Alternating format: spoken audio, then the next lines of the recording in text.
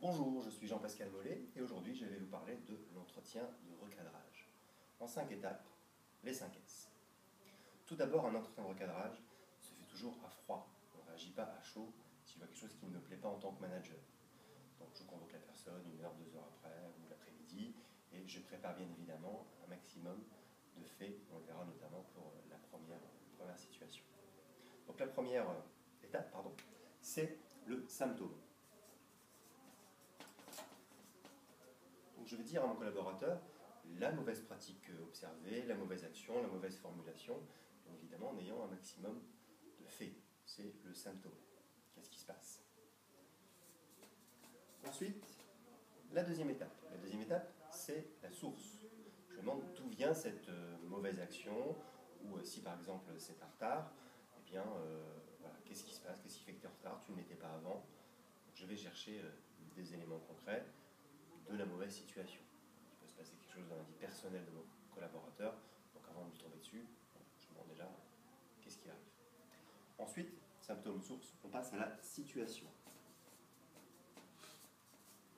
La situation, eh bien je lui demande, d'après lui, quelle situation ça peut engendrer, et sur l'entreprise, et sur les collaborateurs et les collègues, et sur moi-même en tant que manager. Donc d'après toi, quel impact ça peut avoir le fait que je sois toujours en retard, ou que tu étais en retard pendant une semaine, sur la vie d'entreprise, sur tes collaborateurs, sur moi-même. Donc je lui demande bien, d'après lui, quelle situation ça peut engendrer.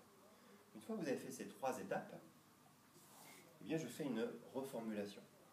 Donc voilà, tu as été en retard 5 fois la semaine dernière, tu me dis que c'est parce que tu as un problème de voiture, et tu es OK avec moi, pour dire que y a un impact sur la vie de tes collaborateurs, qui ont plus de travail à faire le matin. Comme moi, en tant que manager, je vais forcément penser que tu es moins impliqué et que tu as moins envie de travailler, et que pour la vie de l'entreprise, ça complique forcément l'organisation. Tu es d'accord là-dessus? Là, c'est important, la reformulation, puisque je vais aller chercher un oui. Et ce oui permettra beaucoup plus facilement de trouver des solutions, qui sera l'étape d'après. Dans tous les cas, ça montre que le collaborateur a bien pris conscience de l'impact de ce qu'il a pu faire, et que certainement il est prêt à mettre en place des choses pour changer, mais il est d'accord sur le symptôme, sur la source et sur la situation. Ensuite, vous l'avez compris, on attaque les solutions. Encore une fois, je vais lui demander quelles sont ces solutions. Moi, j'en ai préparé de mon côté dans ma phase de préparation de cet entretien. Si jamais il n'en a pas, ou que ce qu'il me propose n'est pas possible, donc, ou c'est ces solutions en priorité, parce que si ce sont ces solutions, forcément, il sera le premier à vouloir les mettre en place. S'il n'en a pas, eh bien, moi je lui en donne. Et ensuite, dernière étape, le saut. Le saut, en fait, on se projette dans l'avenir, et on dit bien que si jamais la mauvaise action continuait, eh bien peut-être qu'on passerait à une étape supérieure, peut-être une mise à pied, peut-être un avertissement. Enfin, ça dépend des entreprises.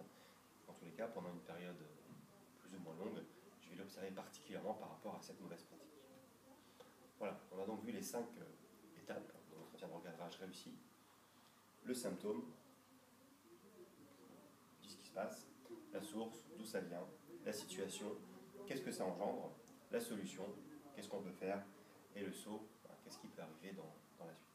Voilà, merci à vous et à très bientôt.